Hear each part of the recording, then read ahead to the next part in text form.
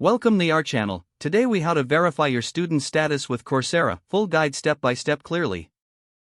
To verify your student status with Coursera, begin by opening your preferred web browser. Navigate to the Coursera website at www.coursera.org. Log into your Coursera account using your email address and password. Once logged in, click on your profile picture located in the top right corner of the screen. From the drop-down menu, select Settings. In the Settings menu, look for the Student Status Verification section. Click on the Verify Student Status button. You will be prompted to select your educational institution from a drop-down list.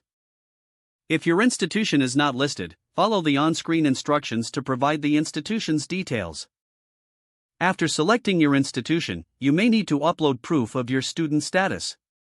This can include documents like your student ID or enrollment verification letter. Ensure the document is clear and legible before uploading.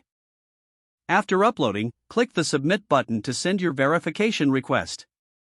You will receive a confirmation email indicating that your request has been received. Next, wait for Coursera to review your submission. This process may take a few business days. You will receive another email once your student status has been verified.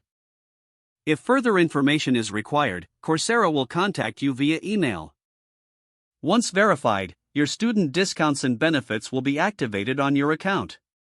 Check your profile periodically to confirm your status is updated. If you encounter any issues, reach out to Coursera support for assistance. Following these steps will ensure a smooth verification process for your student status. If the page does not load, refresh the browser or try again in a private or incognito window. Make sure you are using the correct email address, then retype it carefully to avoid small typos. If your password is not accepted, use the reset option and create a new strong password you can remember. Check your spam folder for verification or security emails, then complete any requested confirmation steps. Enable two-factor authentication if available to improve account security and reduce unauthorized access risk. After signing in, review your profile details so your contact information and settings are accurate and current.